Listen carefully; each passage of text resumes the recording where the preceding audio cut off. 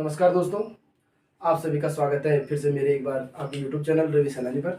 जैसे कि आप जानते हैं कि मैंने आपको कहा था कि मैं हफ्ते के 6 दिन लगातार आपको क्या वीडियो प्रोवाइड कराऊंगा, परंतु कल किसी कारणवश क्या मैं आपको फ्राइडे को वीडियो प्रोवाइड नहीं करा पाया, तो आज उसकी जो है संडे और जो सैटरडे और आने वाला संडे उसमें क्या वीडियो आपको प्रोवाइड कराऊंगा। कभी कभी क्या होता है दोस्तों, काम का जो ओवरलोड होता है उसके चलते क्या थोड़ा वीडियो कभी क्या होती है स्किप हो जाती है। तो मैं चाहता हूँ कि अगर आप लोग प्रॉस्पर अगर सहयोग दिखाते हैं तो मैं आपके लिए क्या प्रॉपर क्या वीडियो बनाता हूँ। जैसे कि आप जानते हैं कि कल मैंने आपको पढ़ा था क्या पॉलिटिकल साइंस, परंतु पॉलिटिकल साइंस पढ़ने से पहले मैंने क्या वर्कलोड के कारण मैं कल पढ़ा नहीं पाया, परंतु उसकी जगह मैंने क्या आज क्या कर रखा है, तैयार कर रखा है जो आपको सैटरडे को मैं क्लास दे रहा हूँ। ये आपकी किसकी पॉलिटिकल साइंस की। इसी संदर्भ में बात करते हुए आज मैं आपको पढ़ाने जा रहा हूँ क्या राज व्यवस्था। क्या राज व्यवस्था, राज व्यवस्था। अब आपको बताओगे यहाँ से भी आपको बताओगे जो यूपीएससी का हमारा सिलेबस है, मैंने यहाँ से क्या बनते बहुत ज़्यादा क्या बनते हैं क्वेश्चन बनते हैं। पॉलिटिकल साइंस तमाम प्रकार के क्वेश्चन बनते हैं, आपके पंचायती राज से बनते हैं, नागरिकता से बनते हैं, मौलिक अधिकार से बनते हैं, राज्य के पुनर्गठन से बनते हैं, मौलिक अधिकारों से बनते हैं, राष्ट्रपति उपराष्ट्रपति तमाम प्रकार के केंद्र और राज्यों के संबंध, ठीक है ना, अनुसूचित जाति जनजातियों के भी जो संबंध है उनके से क्या बनते हैं क्वेश्चन बनते हैं। तो इन्हीं क्वेश्चन के आधार पर मैंने क्या सोचा कि मैंने जो शुरुआत होगी जो पहला फेज होगा उसी से मैं क्या करूँगा शुरू करूँगा। तो इसी में हम जो पढ़ने जा रहे हैं वो पढ़ने क्या राज व्यवस्था। अब इस राज व्यवस्था का जो अर्थ है ये मैं दो प्रकार से आपके सामने क्या प्रकट करूंगा, दो प्रकार से आपको बताऊंगा। जैसे कि आप जानते हैं कि जो राज व्यवस्था होती है ये व्यवस्था होती है राज काज को चलाने की क्या व्यवस्था। किस तरह की व्यवस्था? राज काज को चलाने की व्यवस्था। ठीक, राजकाज को चलाने की व्यवस्था क्या आपकी राज व्यवस्था है। अब इस राज व्यवस्था के तहत आपको पता होगा आज एक राज व्यवस्था आज है जो स्वतंत्र भारत के बाद है, और एक राज व्यवस्था पहले थी जो स्वतंत्र भारत से पहले के बाद। तो पहले क्या होती थी जो राज व्यवस्था होती थी उसका जो सिस्टम होता था वो क्या होता था एक ही व्यक्ति में निहित होता था। जैसे आपने देखा होगा ऋग वैदिक काल उत्तर वैदिक काल यहाँ से देखा होगा, जबकि आपने देखा होगा जो क्या उसके तत्पश्चात जो प्रमुख वंश हुए जैसे आपके क्या मौर्य वंश हुआ है, गुप्त वंश हुआ है, दिल्ली सल्तनत हुआ है, और दिल्ली सल्तनत के बाद तमाम प्रकार के जो क्या आपके वंश हुए हैं इन वंशों में आपको पता होगा जो व्यवस्था होती थी एक ही व्यक्ति के माध्यम से क्या चलाई जाती थी, और एक ही व्यक्ति क्या करता था शासन करता था, वो व्यक्ति क्या होता था सर्वोपरि होता था। आज जबकि ऐसा नहीं है, आज भारत में कैसी व्यवस्था है लोकतंत्रात्मक व्यवस्था। कैसी व्यवस्था? लोकतंत्रात्मक व्यवस्था है, या जनता अपना प्रतिनिधि क्या स्वयं चुनती है। परंतु किसी भी सिस्टम को चलाने के लिए एक क्या होती है व्यवस्था की क्या होती है जरूरत होती है, और हमारे पास जो सिस्टम को चलाने के लिए व्यवस्था है वो है हमारे पास क्या संविधान। संविधान में जो हम तमाम प्रकार की चीजें पढ़ेंगे कि शासन के अंग क्या होते हैं, किसी भी कानून को बनाने की क्या चुनौती होती है, ये तमाम प्रकार की चुनौतियां होती हैं किसी भी राष्ट्र को चलाने के लिए। तो किसी भी सरकार को चलाने के लिए क्या तीन चुनौतियां प्रमुख होती है। क्या कहा मैंने? किसी भी सरकार को चलाने के लिए क्या होती है तीन चुनौतियां। कितनी चुनौतियां प्रमुख होती है? तीन चुनौतियां प्रमुख होती है। किसी भी सरकार को चलाने के लिए क्या होती है तीन चुनौतियां क्या होती है प्रमुख होती है। ठीक, किसी भी मैंने कहा सरकार को चलाने के लिए कितनी चुनौतियां प्रमुख होती हैं? तीन चुनौतियां। कितनी चुनौतियां? तीन चुनौतियां क्या होती है आपकी प्रमुख होती है। अब तीन चुनौतियां क्या होती है? जो पहली चुनौती है आपको क्या कानून बनाने की चुनौती। क्या किसी भी सरकार को चलाने के लिए मैंने कहा तीन चुनौतियां होती है प्रमुख। अब सरकार को चलाने के लिए जो आपकी तीन चुनौतियां प्रमुख होती है उनमें से सबसे पहले मैंने कहा आपको क्या कानून बनाने की क्या चुनौती, कि कानून कैसे करके बनाया जाए। किसी भी सिस्टम को चलाना है तो उसके लिए होती है क्या कानून बनाने की चुनौती।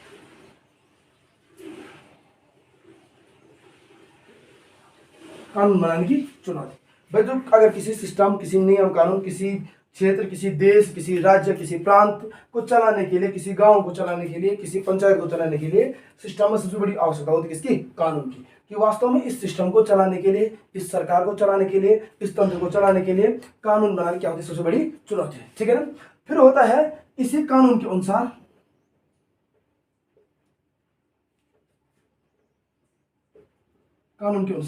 कार्य संचालन। कानून के अनुसार क्या कार्य संचालन, जो कानून जो नियम आपने बनाया है क्या वास्तव में उसी के आधार पर कार्य संचालन हो रहा है कि नहीं हो रहा है। मतलब कानून के अनुसार कार्य संचालन क्या होती है चुनौती होती है। ठीक है ना। कानून के अनुसार मैंने कहा क्या होता है कार्य संचालन क्या होती है चुनौती होती है किसी भी सरकार को चलाने के लिए, कानून बनाने की चुनौती और कानून के अनुसार मैंने कहा कार्य संचालन करने की चुनौती। ठीक है ना। अब उससे बड़ी दिक्कत ये होती है कि जो पहला तो हो गया आपका कानून बनाने की चुनौती, दूसरा हो गया कानून के अनुसार कार्य संचालन करने की चुनौती। तीसरा होता है कानून प्रणाली के अनुसार न्याय व्यवस्था संचालित करने की चुनौती। इसे कानून प्रणाली के अनुसार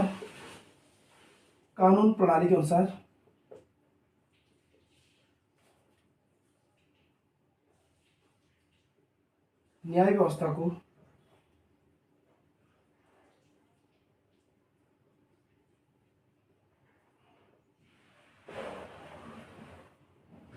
संचालित करने की चुनौती। कानून के अनुसार न्याय व्यवस्था को संचालित करने की चुनौती, ठीक है ना। अब पहला हो गया आपका क्या, कानून बनाने की चुनौती की भाई किसी भी सिस्टम का कानून कैसे बनाया जाएगा, उस कानून के अनुसार कैसे कार्य संचालित किया जाएगा, और उसके बाद देखा जाएगा कि वास्तव में जो कानून प्रणाली के अनुसार जो न्याय व्यवस्था चल रही है इसको संचालन करने की होती है चुनौती होती है क्या, कानून के अनुसार न्याय व्यवस्था संचालन करने की चुनौती। अब इन तीनों चुनौतियों को देखते हुए सरकार में आपके क्या होते हैं, 3 अंग होते हैं। कितना होते हैं सरकार के, कितना होते हैं 3 अंग। उसमें से आपका जो पहला आएगा वो है आपका क्या, विधायिका। क्या है, विधायिका, पहले याद है विधायिका, ठीक है ना। इस विधायिका को कहा जाता है व्यवस्थापिका। क्या कहा जाता है, व्यवस्थापिका। दूसरा होता है कार्यपालिका, कार्यपालिका, और तीसरा होता है आपका न्यायपालिका। ठीक, विधायिका या व्यवस्थापिका, कार्यपालिका और न्यायपालिका। क्या होता है, विधायिका या व्यवस्थापिका, कार्यपालिका और न्यायपालिका। विधायिका, व्यवस्थापिका, कार्यपालिका और न्यायपालिका। अब ये विधायिका या व्यवस्था, नाम से बताया विधायी, विधायी मतलब विधि, मतलब किसका निर्माण करना है, कानून का निर्माण करना।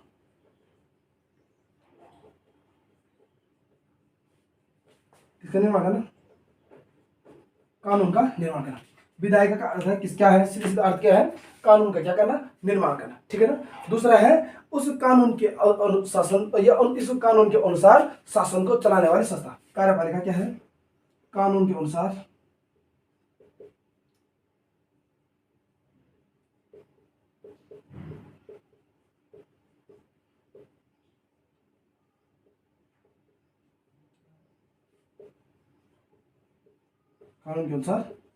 शासन को चलाने वाली संस्था।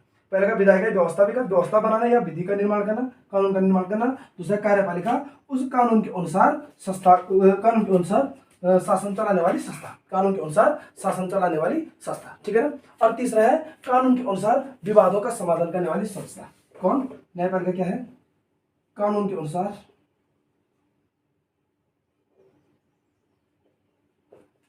विवादों को, क्या कह रहे हैं, कानून के अनुसार विवादों का समाधान करने वाली संस्था, विवादों का समाधान करने वाली संस्था,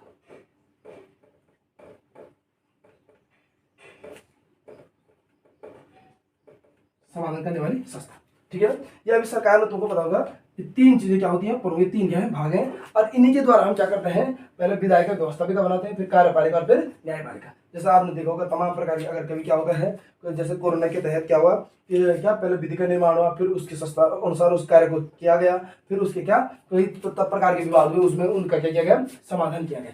तो ये 3 चुनौतियां होती है क्या, सरकार के सामने प्रमुख। परंतु क्या ये चुनौतियां पहले भी थी या वर्तमान संविधान के स्वरूप में ही ये चुनौतियां क्या स्पष्ट हो रही है।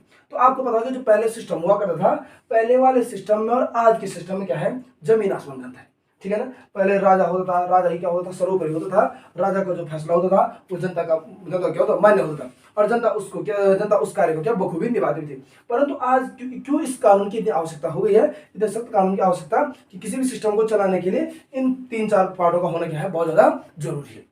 पहले आपने सुना होगा एक सिस्टम, आज का जो भारत है ये लोकतंत्रात्मक भारत है। कैसा भारत है, लोकतंत्र। और एक समय ऐसा भी था कि राजतंत्र भी था, परंतु राजतंत्र क्या था, कभी राजा निरंकुश रहा, कभी राजा निरंकुश नहीं रहा।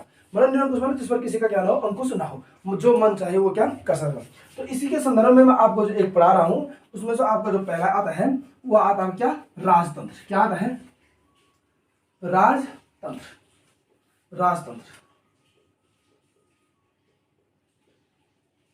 राजतंत्र क्या होता है, राजतंत्र होता क्या है, तो राजतंत्र होता क्या, जब शासन की संपूर्ण शक्तियां क्या एक ही व्यक्ति में क्या होती है, निहित होती है। जब शासन की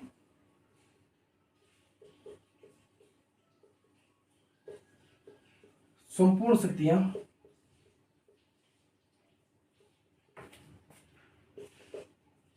एक ही व्यक्ति में निहित होती है।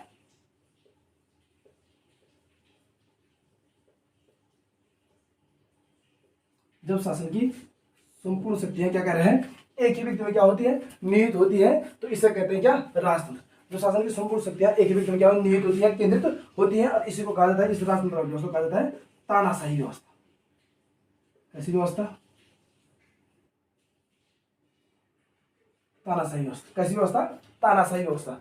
क्या कह रहे हैं, जब शासन की संपूर्ण शक्तियां एक ही व्यक्ति में निहित होती है, और जब शासन की संपूर्ण शक्ति एक व्यक्ति में निहित होती है, तो इस व्यवस्था को कहा जाता है कैसी व्यवस्था, तानाशाही व्यवस्था। ठीक है ना। अब कभी कभी क्या होता है, तानाशाही व्यवस्था एक ही व्यक्ति में निहित न होकर एक गुट में क्या होती है, निहित भी हो सकती है। मैंने कहा तानाशाही व्यवस्था क्या होती है, एक ही व्यक्ति में निहित न होकर एक भी निहित न होकर एक गुट में भी क्या होती है, निहित होती है। एक गुट में भी निहित होती है। ठीक है ना।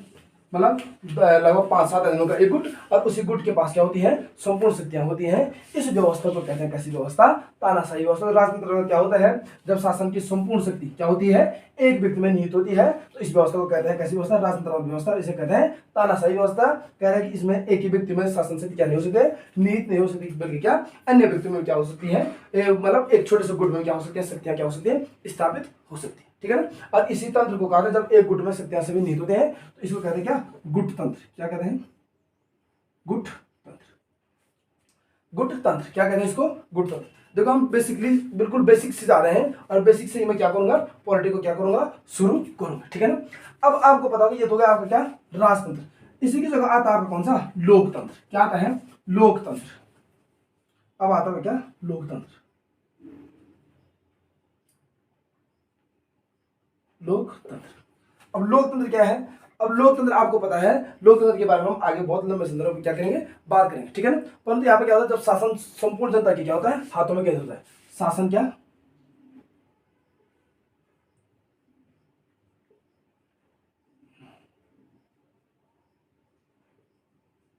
जनता के हाथों में केंद्रित होता है।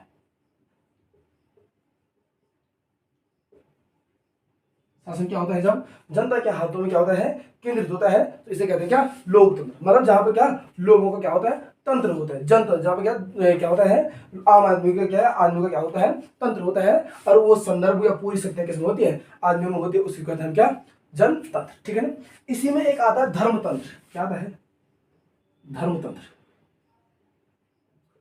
अब आपको पता होगा, तो धर्मतंत्र है, धर्मतंत्र क्या होता है, एक सिस्टम के अधीन, मतलब धर्मतंत्र मतलब तो किसी सरकार की वैधता किसमें, धार्मिक ग्रंथों पर क्या होती है, टिकी होती है। किसी सरकार की वैधता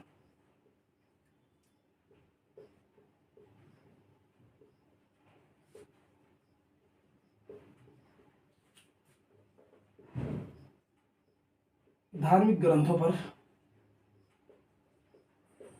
टिकी होती है।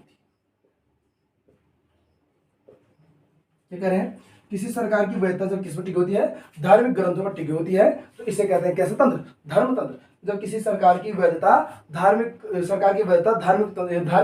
ग्रंथों पर टिकी होती है, तो इसे कहते हैं क्या, धर्मतंत्र। ठीक है ना।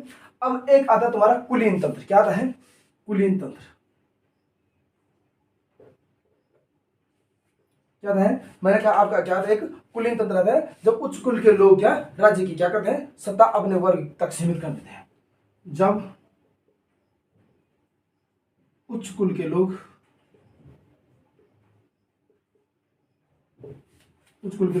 राज्य की सत्ता अपने तक क्या कर देते हैं, राज्य की सत्ता अपने तक सीमित कर देते हैं। ठीक, किसे कहते हैं, धर्मतंत्र, कुलीन तंत्र। जब उच्च कुल के लोग राज्य की सत्ता अपने तक क्या करते हैं, सीमित कर देते हैं, तो इसी को कहते हैं क्या, कुलीन तंत्र। क्या कहते हैं, कुलीन तंत्र। देख रहे आप, हमने पढ़ा पहला कौन सा, लोकतंत्र। शासन जनता के हाथों में होता है, शक्तियां जनता के पास होती है, तो इसको कहते हैं हम क्या, लोकतंत्र। धर्मतंत्र की सरकार की व्यवस्था क्या, धार्मिक ग्रंथों पर टिकी होती है, तो इसका कहा जाता है क्या, धर्मतंत्र। और तीसरा होता है कुलीन तंत्र। उच्च कुल के लोग द्वारा राज्य की सत्ता क्या करते हैं, अपने में क्या करते हैं, स्थापित करते हैं, तो इसे कहते हैं हम कौन सा तंत्र, कुलीन तंत्र। परंतु आपको पता होगा शासन को चलाने के लिए प्रमुख तो हमारे पास दो व्यवस्था होती है, एक व्यवस्था संसदीय व्यवस्था और दूसरी व्यवस्था होती है क्या, अध्यक्षात्मक व्यवस्था। कौन सी व्यवस्था, संसदीय व्यवस्था और अध्यक्षात्मक व्यवस्था। कौन सी व्यवस्था, मैंने कहा किसी भी शासन को चलाने के लिए हमारे पास दो सिस्टम होता है और वो होता है क्या, एक होता है संसदीय, कौन सी व्यवस्था, संसदीय व्यवस्था, और दूसरा होता है क्या, अध्यक्षात्मक व्यवस्था। अध्यक्षात्मक,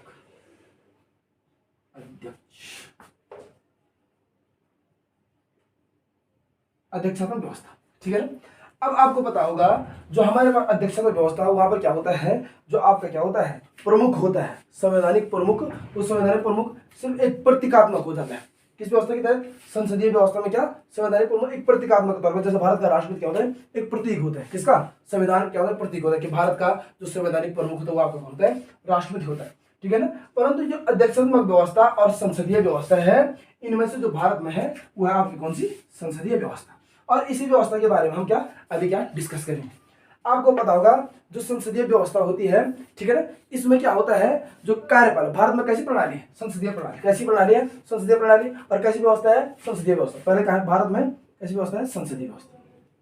भारत में का कैसी व्यवस्था है, संसदीय व्यवस्था है। अब इस संसदीय व्यवस्था में क्या होता है, इसमें कह रहा है कार्यपालिका और विधायिका से स्वतंत्र नहीं होते। कौन, जो कार्यपालिका होती है, कौन, कार्यपालिका विधायिका से क्या नहीं होती है, स्वतंत्र नहीं होती है। पहला पॉइंट है क्या, कार्यपालिका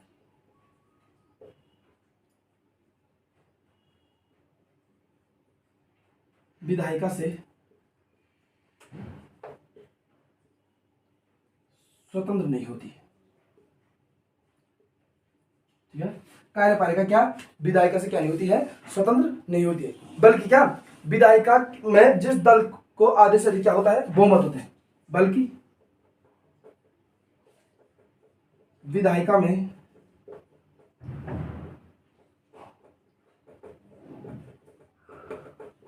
जिस दल को आधे से अधिक बहुमत होता है,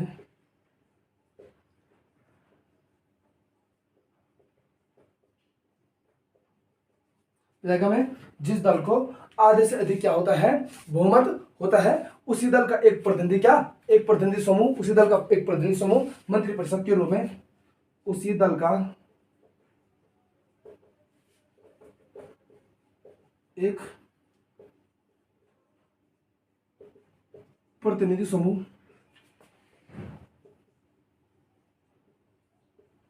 उसी दल का एक प्रतिनिधि समूह क्या, मंत्रिपरिषद के रूप में, कार्यपालिका मंत्रिपरिषद के रूप में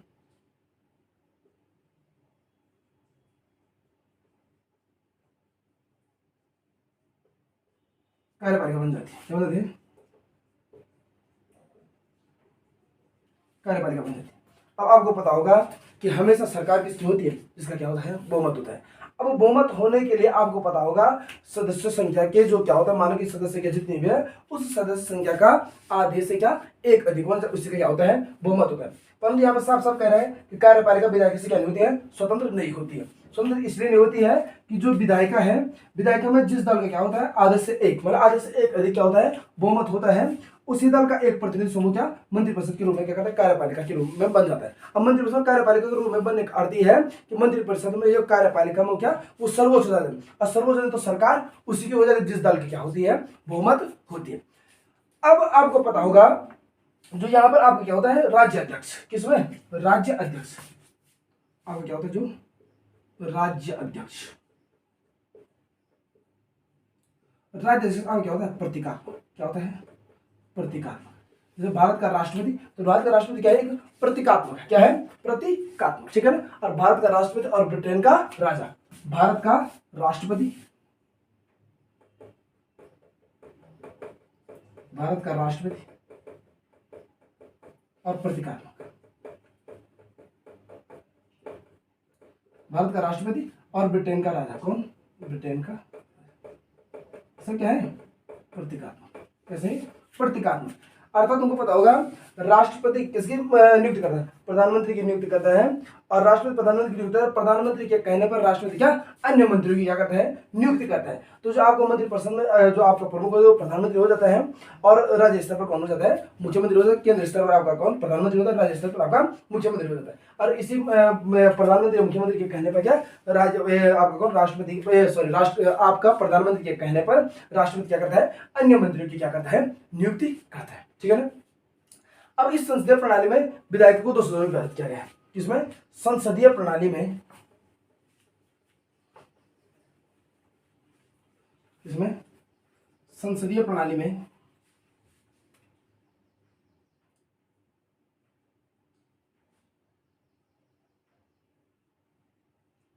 में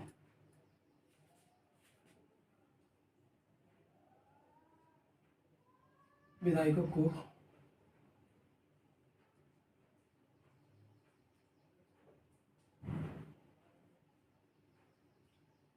2 सदनों में विभाजित किया गया है।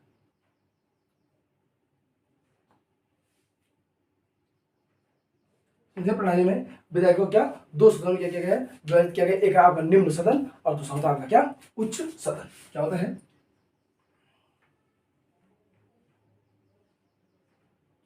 निम्न सदन व उच्च, लोअर हाउस और अपर, निम्न सदन और उच्च सदन। तो ये इतना पूरी जो व्यवस्था थी ये किसी थी, संसदीय प्रणाली की व्यवस्था थी। संसदीय प्रणाली में मैंने कहा जो संसदीय प्रणाली में आपका जो क्या राज्याध्यक्ष होता है वो प्रतीकात्मक होता है। राज्याध्यक्ष क्या होता है, प्रतीकात्मक होता है। और वो राज्याध्यक्ष क्या करता है, प्रधानमंत्री की नियुक्ति करता है, प्रधानमंत्री की सलाह पर अन्य मंत्री क्या करता है, नियुक्ति करता है। मैंने क्या होता है, निम्न सदन और उच्च सदन। और इस निम्न सदन और उच्च सदन हम क्या कभी आगे क्या करेंगे, बात करेंगे, जैसे क्या आगे आगे हम क्या बढ़ते जाएंगे। अब इसी संदर्भ को आगे बढ़ाते हुए मैं आपको थोड़ा संसदीय प्रणाली के लाभ और संसदीय प्रणाली की क्या कमियां बताता हूं।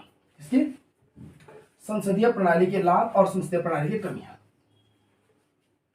संसदीय प्रणाली के लाभ और कमियां। संसदीय प्रणाली के लाभ और कमियां। इसके संसदीय प्रणाली के लाभ व कमियां। अब इस संसदीय प्रणाली के लाभ एक तरफ बताता हूं मैं आपको, क्या लाभ, एक तरफ लिखता हूं लाभ और दूसरी तरफ क्या हो जाएंगी, कमियां। ठीक है ना।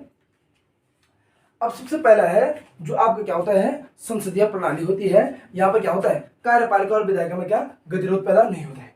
इसमें क्या होता है, कार्यपालिका और विधायिका में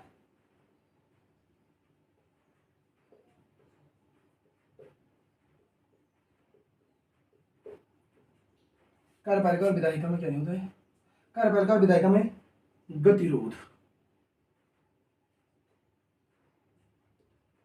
पैदा नहीं। कार्यपालिका और विधायिका में संसदीय प्रणाली में लाभ में क्या होता है, कार्यपालिका और विधायिका में गतिरोध नहीं होता है। क्यों नहीं होता है, क्योंकि कार्यपालिका विधायिका के बहुमत से क्या होती है, निर्णित होती है। कार्यपालिका क्या, कार्यपालिका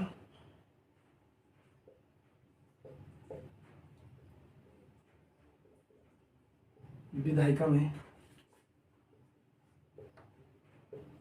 बहुमत से क्या होती है, निर्णित होती है। ठीक है ना। तो कार्यपालिका में आगे मैंने आपको पढ़ा था कि जिसका विधायिका में क्या होता है, आधे से अधिक क्या होता है, बहुमत होता है। तो कार्यपालिका में क्या है, अपना मंत्रिपरिषद बनाता है, मंत्रिपरिषद बनाता है, वो कार्यपालिका वही हो जाता है मंत्रिपरिषद। तो यहाँ पर सीधे कहेगा कार्यपालिका विधायिका में गतिरोध पैदा नहीं होता है। इसका कारण है कार्यपालिका विधायिका की बहुमत से क्या होती है, निर्मित होती है। विधायिका में जिसकी बहुमत होगी उसका क्या होगी, कार्यपालिका। दूसरा है इसका फायदा कि कार्यपालिका विधायिका के बहुमत को खो देने पर क्या सदस्य संख्या भंग हो जाती है। ठीक है ना, सरकार की वजह से भंग हो जाती है। कार्यपालिका ने अगर क्या विधायिका में बहुमत खो दिया, इस कार्यपालिका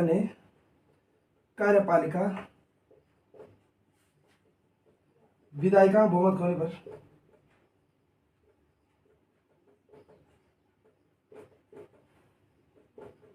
बहुमत खो देने पर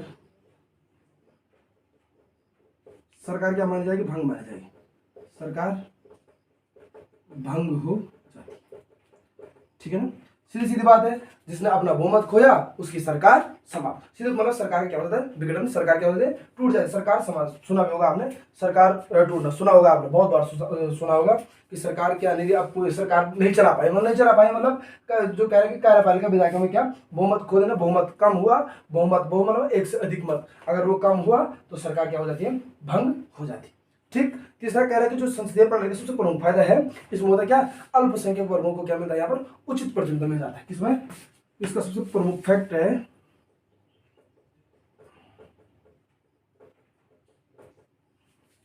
अल्पसंख्यक वर्गों को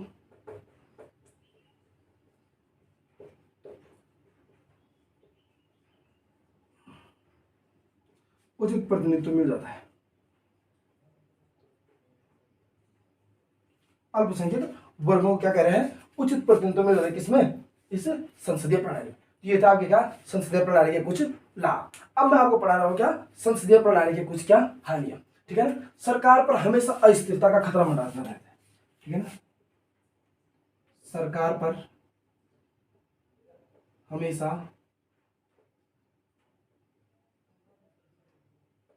अस्थिरता का खतरा मंडराता है। ठीक है ना, कि भाई जिस सरकार ने अपनी बहुमत खोई तो सरकार क्या गिर सकती है, सरकार क्या हो सकती है, भंग हो सकती है। इसीलिए कह रहा है कि सरकार पर हमेशा क्या रहता है, अस्थिरता का क्या खतरा मंडराता रहता है। ठीक है ना।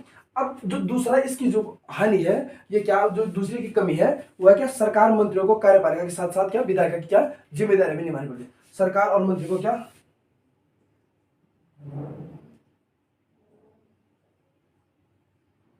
सरकार और मंत्रियों को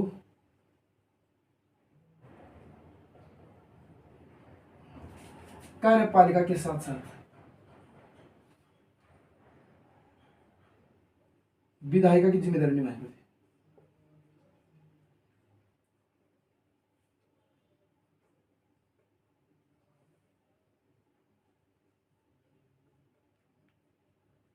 विधायिका की जिम्मेदारी निभानी पड़ती है। ठीक है ना। सरकार और मंत्रियों को क्या करें, कार्यपालिका के साथ साथ क्या विधायिका, ठीक है ना, कार्यपालिका के साथ साथ विधायिका की क्या निभानी पड़ती है, जिम्मेदारियां भी निभानी पड़ती है। ठीक है ना। और तीसरा सबसे बड़ा जो कमी है इसकी, सरकार में कम योग्यता वाले मंत्रियों को क्या भरोसे चल पाती है। सरकार क्या कम योग्य वाली, सरकार